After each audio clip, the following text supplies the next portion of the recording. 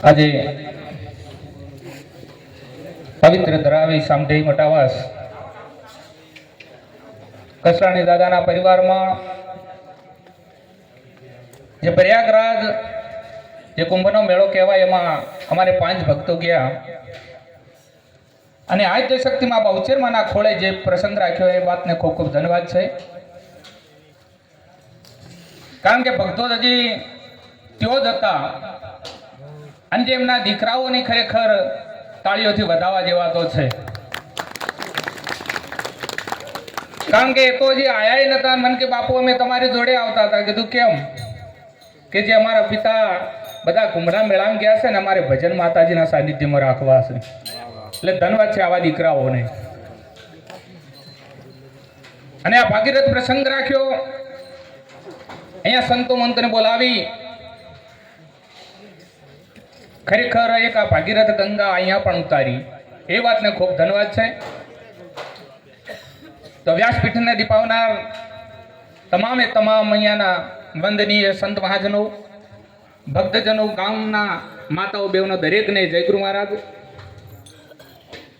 તો આપણા સંત મહાપુરુષો કહે છે કે કદાચ બહાનું ગમે તે હોય પણ ભજન સત્સંગનો મહિમા મળવો એ ઘણો દુર્લભ વાત છે. શુદ્ધ દારાઓ રે લક્ષ્મી એ પાપી જન કે ઘર બી હોય પણ સંત સમાગમો હરિભજન તુલસી દુર્લભ દોય. આપણા સંત મહાપુરુષો એવો પુરાવો કરે છે.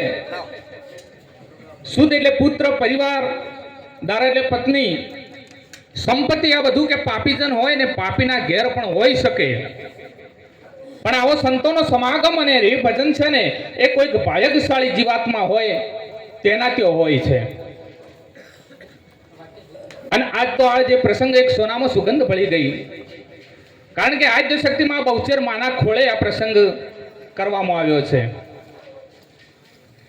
સોલંકીઓનું કુળ રાખ્યું એટલે એક વાત એ પણ કરી લઉં કે સોલંકીની કુળદેવીમાં બહુચરાજી કહેવાય અને એ સમાજમાં લગભગ પાલન કરે છે. એ કોઈ વસ્તુ વાપરતા નથી. પણ મારો કહેવાનો મતલબ એવો છે કે દરેકે દરેક જો હિન્દુ હોય ને એને કુકડાની વસ્તુ ના વપરાય. કારણ કે જ્યારે મોગલોનું રાજ્ય હતું અને લગભગ મંદિરોનું ખંડન કરતા કરતા જ્યારે સૂર્ય મંદિર ખંડન કર્યું, સૂર્ય મંદિર ખંડન કરીને સંખલપુરમાં જ્યારે એ બાદશાહ આવ્યો એટલે રાત પડી ગઈ અને એને વિચાર્યું કે સવારમાં હવે આ મંદિરની લૂંટફાટ આપણે કરીશું. અને જે માતાજીના રમતા કુકડાનો એને આહાર કર્યો અને સવારમાં એક જ કુકડો જે રહી ગયો તો એને બોલ્યો ને 4 વાગે. કારણ કે કુકડાની સવારી છે. આ દેવી એક જાગ્રત દેવી છે, જગાડનારી દેવી છે. અને જ્યારે 4 વાગે કુકડો બોલ્યો ને મોગલોના પેટમાં કુકડા બોલ્યા અને એ દિવસે એ મંદિરને ખંડન કર્યા વગર એ ભારતમાંથી ભાગી ગયા. એટલે જો ધર્મને ટકાયો હોય તો આદ્ય શક્તિમાં બહુચર માએ એટલે સોલંકી કુળની કુળદેવી છે એ તો બરાબર છે પણ હું એવું સમજુ છું કે આ દરેક હિન્દુ સમાજની કુળદેવી માં છે. એટલે આવા એક આદ્ય શક્તિ માના ખોળે જે પ્રસંગ આવ્યો છે ને ખરેખર ધન્યવાદ છે. તો પ્રયાગરાજમાં ગંગાજી આપણા શિવપુરાણ અને રામાયણ પુરાવો કરે છે કે જે પેલા ગંગાજી હતા ને સ્વર્ગમાં હતા, દેવોની જોડે હતા. પણ આગળના જે પુરુષોએ ભજન કરીને પૃથ્વી ઉપર લાવ્યા અને એમના લોકોને ધન્યવાદ છે કે જો આજ આપણે એનો લાભ લઈ શકીએ છીએ. ને કોઈ સ્વર્ગમાં ને દેવોની જોડે આપણે નાવા ના જઈ કોત. જ્યારે શકર રાજા યજ્ઞનું આયોજન કર્યું અને ઘોડો જ્યારે બાંધ્યો ને પણ અત્યારે લોકોને એવું માને છે કે યજ્ઞ કરતા એટલે ઘોડો છૂટો મૂકતા અને પછી બલિ ચડાવતા. ના, એ બધી રૂઢી ખોટી છે. કારણ કે સાચું રહસ્ય શું છે ને એને કોઈ જાણતા નથી અને સાચા રહસ્યની વાતો આજ કોઈ કરતા નથી. જે શકર રાજા યજ્ઞનું આયોજન કર્યું ત્યારે ઘોડાને બાંધ્યો હતો અને ઘોડો દરેકે દરેક પેલા જે રાજસી યજ્ઞ કરવામાં આવતો એટલે ઘોડો છૂટો મૂકવામાં આવતો. પણ કેમ? કે ધર્મ પ્રસંગ શા માટે છે એ ઘોડો દરેક રાજનગરમાં છૂટો મૂકવામાં આવતો અને દરેકની સંમતિ લેવામાં આવતી. આ ધર્મના કાર્યમાં એ બહાને દરેકના જોડવામાં આવતા. દરેક રજવાડીની સંધિ કરવામાં આવતી કે આ યજ્ઞ થાય છે, એક ધર્મનું કાર્ય થાય છે, તો તમે એમાં સંમતિ આપો. અને કદાચ કોઈ સંમતિ ના આપે તો બળજબરીથી પણ એ પ્રસંગમાં એમને લાવવામાં આવતા. કારણ કે એ લોકો દિવ્ય દ્રષ્ટિવાળા હતા કે ધર્મના કાર્ય આપણે એકલાને લાભ લેવો નથી, દરેકને આપવો છે. પણ અત્યારે ખોટું કૂટી પાડ્યું છે કે આ તો ઘોડો છૂટો મૂકવામાં આવતો અને બલિ છોડવા, પણ બલિ માટે નહીં, દરેકને અંદર જોડવા માટે, દરેકને એ પ્રસંગમાં જોડવા માટે કરવામાં આવતું. અને આ ધર્મના પ્રસંગો આપણે શા માટે કરીએ છીએ?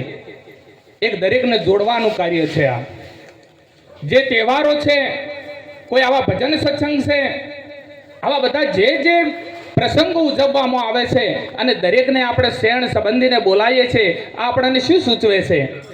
એકતાનો ભાવ.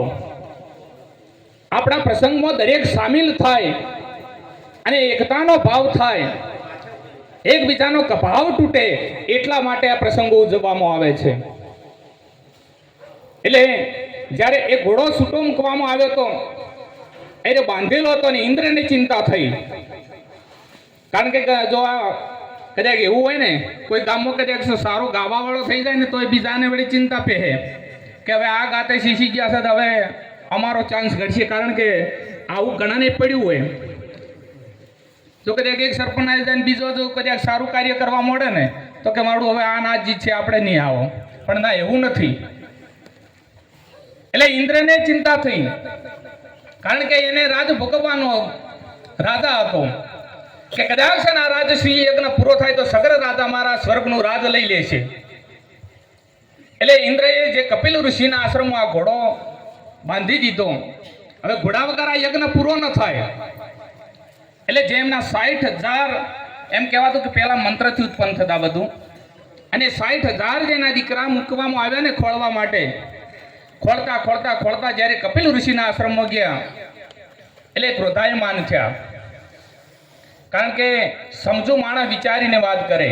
કદાચ કોઈ એવો માણસ હોય ને કે ના આ માણસ ખોટું ન કરે, પણ આ લોકોએ વિચાર્યું નહીં અને કપિલ ઋષિ ઉપર આક્ષેપ કર્યો. એટલે કપિલ ઋષિના ક્રોધાગ્નિથી બળી અને બધાએ ભસ્મીભૂત બની ગયા. એ પાછા ના આવ્યા તે સકર રાજાએ એમના દીકરો હતો ને અંશુમાનને મૂક્યો. ખોળતા ટૂંકમાં વાત કરું છું, ખોળતા કપિલ ઋષિના જ્યારે આશ્રમમાં ગયા અને અમને ઘોડો જોયો એટલે અંશુમાન બહુ બુદ્ધિશાળી હતો. એને વિચાર્યું કે આ તો મહાન સંત મહાપુરુષ છે, આ ઘોડાની ચોરી ન કરે. એટલે નમસ્કાર કરીને ઋષિ મહારાજને પૂછે છે કે હે મહારાજ, આ ઘોડો અહીંયા કેવી રીતે આવ્યો? અને એ ઋષિ મહારાજે કીધું કે આ તો ઇન્દ્રની કળા છે, ઇન્દ્રએ આવીને બાંધી ગયો છે. તો કે ખોળતા મારા ભાઈઓ આવ્યા હતા કે હોય મારા ક્રોધાગ્નિથી આ બળીને ભસ્મીભૂત થઈ ગયા. પણ હવે જો કદાચ દેવલોકમાંથી ગંગાજી અહીં આવે ને આને તર્પણ કરવામાં આવે તો જ આમની સદગતિ થાય. આ જે આ ઘોડો લઈને કે હવે આપણે પેલો જે સગર રાજાને વાત કરી, પેલો આપણો યજ્ઞ પૂરો કરો, પછી બીજી વાત. અને યજ્ઞ પૂરો થયો એટલે અંશુમાન રાજાને ગાદી ઉપર બેસાડી અને સગર રાજા વનમાં તપસ્યા કરવા નીકળી ગયા. પેલા રાજા રજવાડામાં આ નિયમ હતો, દીકરો ઉંમર લાયક થાય એટલે રાજ તિલક એને કરી રાજ આપી અને પોતે માળા કરવા બેસી જતા. આજ આપણે 60 ને 80 વર્ષે ના પાડતા હોય ને તો દીકરાને કોઈ હુંપતા નથી. ના કે હજી અમે બેઠા ને તમે શેનું? પણ આ શરૂથી આ રિવાજ હતો. એટલે સગર રાજાની હજારો વર્ષની તપસ્યા થઈ તો એ ગંગાજી પ્રસન્ન ન થયા. અંશુમાનનો દીકરો જ્યાં દિલીપ રાજા થયા એટલે દિલીપ રાજાને રાજ તિલક કરી, એમને હજારો વર્ષ તપસ્યા કરી અને દિલીપ રાજા પછી ભગીરથ રાજાને રાજ તિલક કરી અને એ પણ હજારો વર્ષ જેને તપસ્યા કરી અને ભગીરથ રાજા પણ એમણે રાજ તિલક કરી અને હજારો વર્ષ એમને તપસ્યા કરી. 4 પેઢીનું તપ ભેગું થયું હતું ને પુણ્ય, ત્યારે ગંગાજી પ્રસન્ન થયા. હો, આપણે કહીએ ભગીરથ જસ કમાણા, પણ 4 પેઢીનું પુણ્ય ભેગું થયું હતું. આજ આપણે નથી કહેતા કે અસંખ્ય યુગનું આપણું પુણ્ય ભેગું થાય ને ત્યારે એક સંત બની શકે, ત્યારે એક ભારતની ભૂમિમાં જન્મ લઈ શકે. અને લાખો વર્ષનું કદાચ છે ને પુણ્ય કમાય ને ત્યારે એ ભજનમાં બેસી શકે ને એનામાં ભજન ઉતરી શકે. ભજન જેવી તેવી વસ્તુ નથી. એટલે ભગીરથ રાજાએ જે માતાજી પ્રસન્ન થયા પછી તો બધા વાત જાણે છે કે શિવજીને પ્રસન્ન કર્યા, એમને પણ કમંડ હતો, અહીંયા આવવું નતું. અને શિવજીને પ્રસન્ન કર્યા એટલે શિવજીએ કહ્યું કે મારી જટામાં આવી જાઓ. અને જટામાંથી ફરીથી ભગવાનને આજીજી કરે છે. ભગીરથ રાજા કે હવે મારું કામ અટકી જાય છે. અને એ ભગીરથ રાજાને શિવજી કહે છે કે તમે આગળ ચાલો, હું ગંગાજીને છોડું છું. ને એમની જટામાંથી છોડ્યા હતા. અને એ વખત ભગીરથ રાજા પાછળ પાછળ ગંગાજી ધોધમાર જાય છે. ને ત્યાં જહાનવી ઋષિનો જે આશ્રમ હતો અને એમને એવું થયું કે આશ્રમને તાણી જવું છે. એ જહાન ઋષિ એક કુંડળી ભરીને પૂરી ગીતા ગંગાજીને પેટમાં ઉતારી દીધી હતી. બોલો, આવા આવા સંત મહાપુરુષો આપણી ભારતની ભૂમિમાં થઈ ગયા. અને પોતાની જાંગથી નીકળે એટલે એમને જહાનવી પણ કહેવાય છે. એટલે આ દેવલોકથી આવેલી છે અને પવિત્ર નદી છે. એને આપણે માં કહીએ છીએ. ભારતની ભૂમિને પણ માં કહેવાય છે. પણ આપણે આજ ક્યાંક અળવે રવાડે ચડી ગયા છે કે હેડો પાપ ધોવા. ગંગાજી ખરેખર એટલી પવિત્ર છે, એને પાપ ધોવાની વસ્તુ નથી. કારણ કે એ આપણું મન નિર્મળ કરવાની વસ્તુ છે. અને જ્યાં સુધી મન નિર્મળ ન થાય, જ્યાં સુધી ગંગાજીમાં જઈ અને આપણું મન ન ધોવાય ને, તો ફરીથી પાપની આશા રહે ને રહે. કદાચ નાનું બાળક હોય અને એ આદિ વ્યાધિ ઉપાધિથી કંટાળેલો હોય ને એની માના ખોળામાં જો ઊંઘે જાય ને તો એને ઊંઘ આવી જાય. માં કદાચ માથે હાથ મૂકે ને તો એનું દુઃખ ભૂલી જાય છે. એમ કદાચ આપણને પાપનો પસ્તાવો થાય અને ભાગીરથી ગંગાજીની અંદર જઈ અને માને કદાચ કગરે કે માં આ મને ઘણો પસ્તાવો છે મેં જે કર્યું છે એનું, પણ હવે આ બધું હું તારા સાક્ષીએ અહીંયા અર્પણ કરું છું. આને તું ખારા સમુદ્રમાં લઈ જજે અને આજ પછી તારા પવિત્ર ખોળામાં હું નાહું છું. ફરીથી આવું કાર્ય હું કોઈ દિવસ કરીશ નહીં. અને આવું એક મનની નિર્મળતા લાવી અને કદાચ કોઠે બહાર નીકળે ને તો એ ગંગાજી નાયો, નહીતર ખાલી પલળી નાયો. એટલે ગંગાજી એક નાવાનો માતમ છે, પાપ ધોવા માટેનું નથી. કદાચ પાપ જ ધોવાની જો ફેક્ટરી આપણે ગણતા હોય તો આજ નાયા 12 મહિને પછી ખેડો 5000 ખર્ચો થાય કે 12 મહિનાનું ફેર ધોવા હેડો, ફેર 12 મહિના ભેળું કરવાનું ફેર ધોવા હેડો. એટલે આ પાપ ધોવાની ફેક્ટરી નથી, એક ત્યાં મનને નિર્મળ કરવાની એક પવિત્ર માં છે. એટલે આ જે મહેમાન સમજીને જે કરવામાં આવે છે ને એ ખરેખર એને ધન્યવાદ છે. એટલે આપણા સંત મહાપુરુષોએ આ જે એમણે ગુણની વાત થઈ, ખરેખર ગુણની પૂજા થાય છે. જે મંદિર બંધાણા એ કોના બંધાણા? કોઈ આપણા પેઢીમાં કેટલાય ડોહા જતા રહ્યા, કોઈ યાદ કરતું નથી.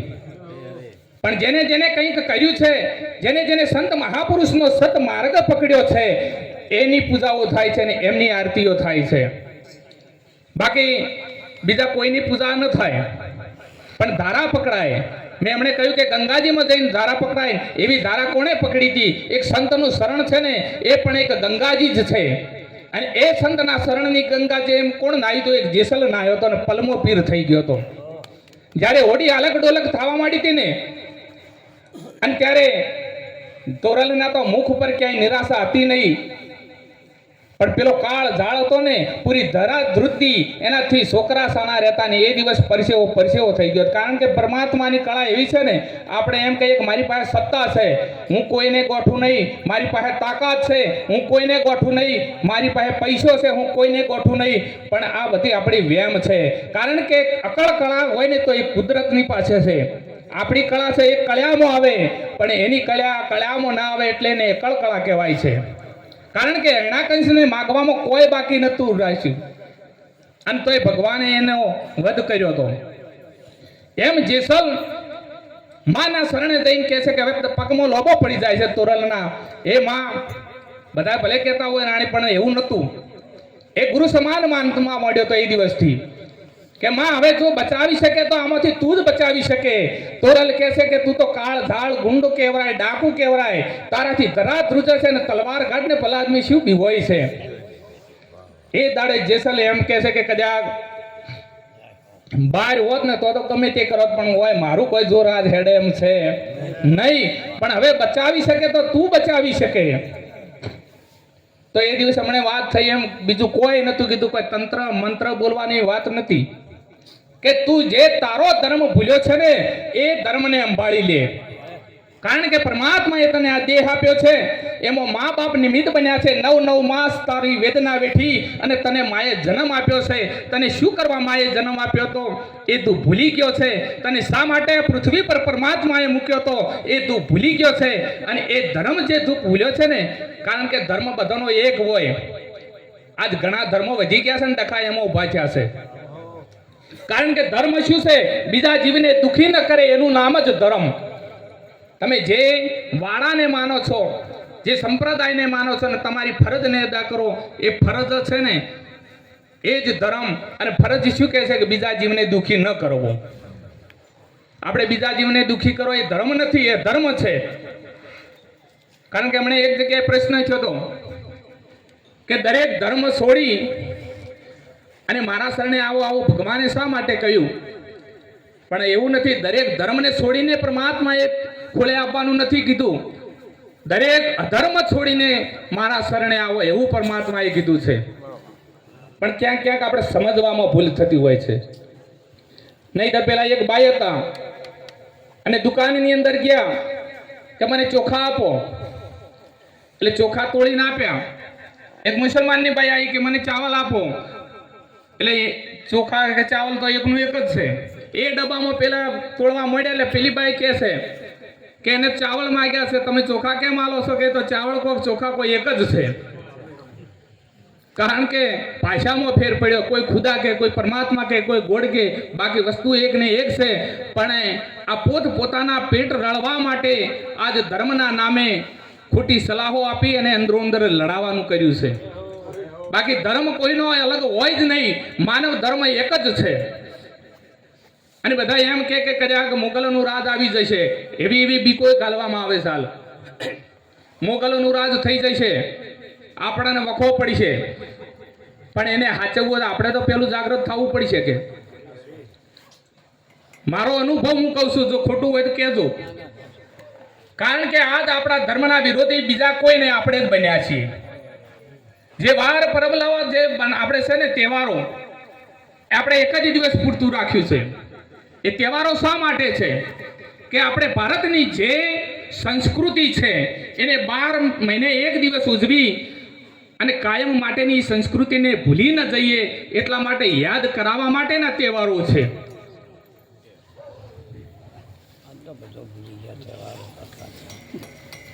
બાકી એક દિવસ પૂરતું જો કરવા જો તો મેળ આવે એવું છે નહીં. એક જ કાનુડાની વાત કરી લઉં કે કૃષ્ણ ભગવાનનો જન્મ થયો. આપણે દરબારો બધા કહે છે કે અમારા ક્ષત્રિય કુળની અંદર થયો, વાતે સાચી. પણ કૃષ્ણ ભગવાન કોઈને એવું કહી ગયા હતા કે તમે બધા જુગાર રમજો? જો કદાચ આપણા કુળની અંદર પરમાત્મા અવતાર લઈને આવ્યો હોય તો આપણને કેટલો આનંદ હોય. એ દિવસ તો હરખનો એટલો બધો હરખ હોય કે હમાય ન અબીલ ગુલાલ હોય, ભજન સત્સંગ હોય. અને આપણે એ દિવસે જુગાર રમવા બેન કે અમારામાં થયા એટલે તમારામાં છે એટલે સિવાય જુગાર રમવાનું? બોલો, આ આપણે જ આપણા ધર્મનો વિરોધ કરી રહ્યા છો કે બીજા? કારણ કે પરમાત્મા અવતાર લઈને આવ્યો હોય તો એ દિવસ તો કેટલો આનંદનો દિવસ હોય. અને મોટા મોટા હું તો જોઉં છું ભાગડીઓ વાળા બેસી ગયો, પણ છોકરાની શું દશા હવે?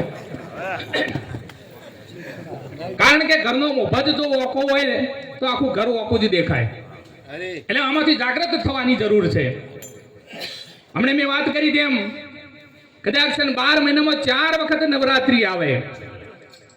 નવરાત્રી એક વખત નથી આવતી, પણ આપણને એક જ નવરાત્રી યાદ છે. જેમ કે ડીજે પર કૂદવા બદલે માતાજીના ગરબાનું ક્યાંય નામ ન હોય, ન ગાવાના ડીજે પર ગરબા ચાલુ હોય, ન પહેરવાના કપડાં પહેરતા હોય અને કૂદતા હોય કે આ નવરાત્રી છે. બોલો, આ આપણી સંસ્કૃતિ આપણે નાશ કરો છો બીજા?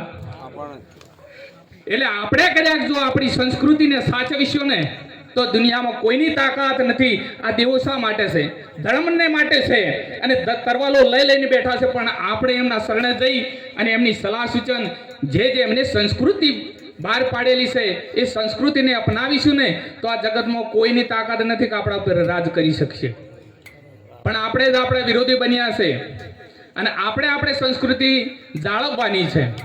ધન્યવાદ છે સરપંચ સાહેબને, એમણે ખરેખર વખાણ નથી કરતો, પણ કદાચ સત્તાવાળા લોકો જો આટલા ઊંડા વિચારો ધરાવતા હોય ને તો એ ગામની 100% વેળા વળે. કારણ કે જો સત્તાવાળો માણસ હોય અને એના સારા વિચારો હોય, કોઈ બી હમણાં ના કીધું કે ચોય પીઠા મેં 18 વર્ષમાં રહેવા દીધો નથી. કારણ કે ગામમાં જો ખોટા વ્યસનો, કોઈ હું સાંભળીની નવાની એકલાની વાત નથી કરતો, અને બળતું વડવડું સાંભળીને કરવી એ પડે. કારણ કે કદાચ છે અને જો કોઈ સત્તાધીશ માણસ આવે અને ખોટા વેચાણો ગામમાં ચાલુ થાય તો સમજો કે ગામ પાછું પડે જાય છે. અને કોઈ સત્તાધીશ આવે અને કદાચ જો વ્યસનો ગામમાં બંધ થાય તો સમજો કે ગામની પ્રગતિ થાય છે. એટલે શું કરવું એ આપણે વિચારવાનું છે. એટલે બધાય મળી, કોઈ એક હાથે તાળી વાગતો નથી. મારે આ સરપંચ જેવો જ ઉદ્દેશ તો છે કે આ ગામમાં ચોય પીઠું રહેવા દેવું નથી. પણ પેલા એક કાજી રહેતા હતા ગામમાં, અને એનો ઊંટ સોરાણો, એટલે આખું ગામ ભેગું કર્યું. આખું ગામ ભેગું થયું એટલે ગામે નિર્ણય લીધો કે બિલાડીના પગ દેખાય છે ભાઈ, તારો ઊંટ બિલી લઈ ગઈ છે. પેલા કે હશે ભાઈ, તમે ગોમ કોસો તો હશે. આયો ઘેર, બીબી કે શું કરીને આયા? આપણો ઊંટ કે બિલી લઈ ગઈ. પેલા કે મિયા હવે ભૂલ થાય, તમે મૂર્ખ છો કે ગોડા છો શું? બિલી વડે ઊંટ લઈ જાય? પેલો કે મને જ ખબર છે, પણ હિન્દુ ભેળા રહેણા હાજી કેણા આખું ગોમ ભેળું થયેલું હતું. મારું કોઈ હેડે એમ છે નહીં. એને કીધું એ મારે કરવું પડી, શું કરું? એટલે કદાચ બળતું હોય પણ શું કરીએ, કદાચ ગામ લોકોનો સપોર્ટ મળે, બધા યુવાનિયાનો સપોર્ટ મળે તો જ એક હાથે કોઈ દિવસ તાળી વાગે નહીં. એટલે જે અમે ઉદ્દેશ ઉઠાવ્યો છે એને તમે બધા સપોર્ટ આપજો. ડેલીગેટ સાહેબને પણ વિનંતી છે અને બધા ભક્તોને પણ વિનંતી છે, આ ગામના લોકોને પણ વિનંતી છે. કારણ કે હારામાં સપોર્ટ આલો, આપણે બધા ભેગા થઈ અને ગામમાંથી વ્યસન કાઢીશું તો મેળ આવશે. આપણા ગામ માટે છે, આપણા બાળકો માટે છે.